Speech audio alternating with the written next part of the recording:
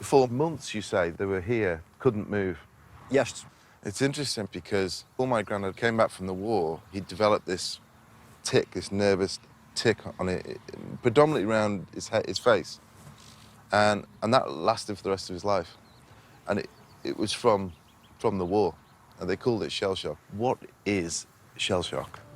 A lot of the area that the Allied troops were holding was actually quite exposed and dangerous. And in fact, if we look at this photograph, you can get an idea of just how dangerous it was. So you can see the pock marks from shells and from bombs bursting. You can actually even see an explosion in the distance here. And you get an appreciation of the fact that these men lived in constant danger 24 hours of the day. Somewhere around here. And to give you an idea of what the conditions were like here, the photograph of a slit trench, or as the Americans called it, a foxhole. It's 7 feet deep and it's almost the dimensions of a grave. And some of these slit trenches tragically became the graves of the soldiers. Is this the sort of thing my granddad would have been in or around at the time? Yes, he would have lived in one of these, somewhere close to his Bofors 40mm gun.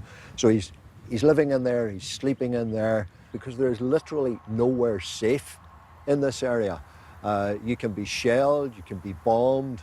The Germans have two huge railway guns, which the Allies called Anzio Annie and the Anzio Express. The Germans called them Leopold and Robert.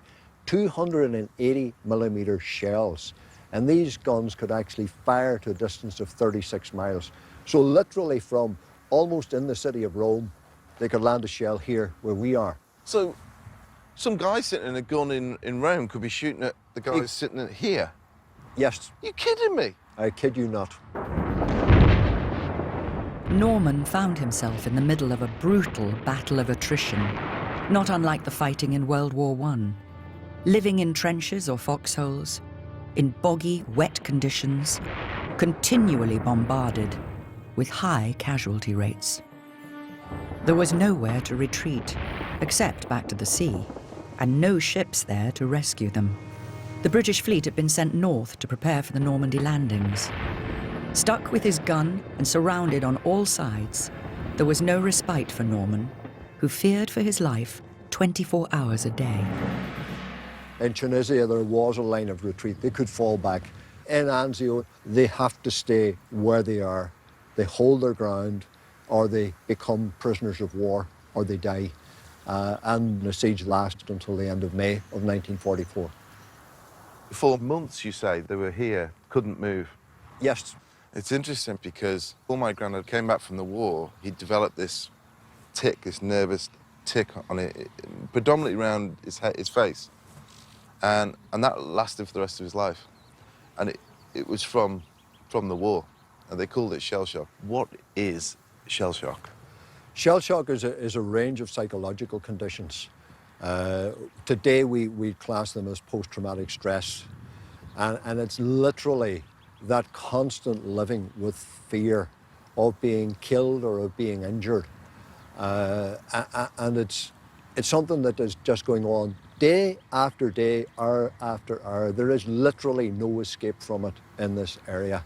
And that tick is probably his subconscious still reacting to aircraft sounds and memories being triggered.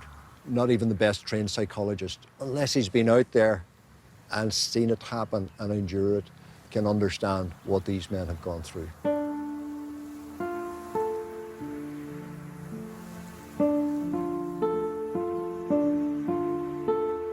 Hearing about the shell shock, he had that all his life. He broke down here. I should know. I was upset in Africa, but here for me it feels more intense, feels very real. Because I know it affected him here harder. I guess just miss it.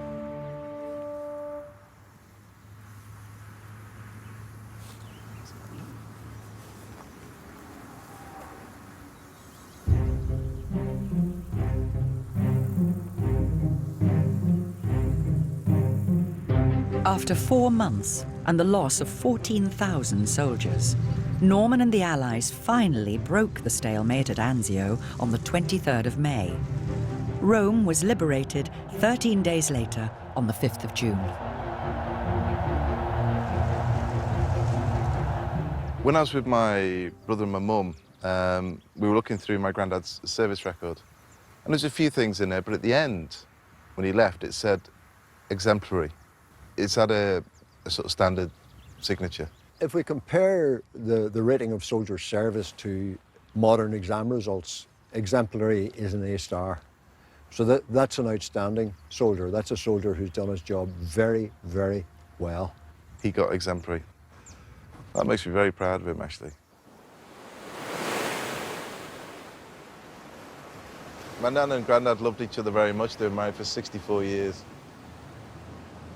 I don't know what my nan knew about my granddad's war effort, but I feel now myself that I know a lot more than I did. I know my granddad came back here on the 50th anniversary of Anzio. I have this photograph here of him sitting on a boat about here with my nan with her shoes she's thrown to the side. My granddad broke down here, you know, he broke down in such a way that my nan was really, really surprised. But of course it all came flooding out, the war and losing friends and the battles and the heartache and the nights away from home. And I suppose it probably would have helped my granddad to be able to share that with his wife. I'm just happy to have been to places where I felt closer to my granddad. I understand now how it affected him for the rest of his life.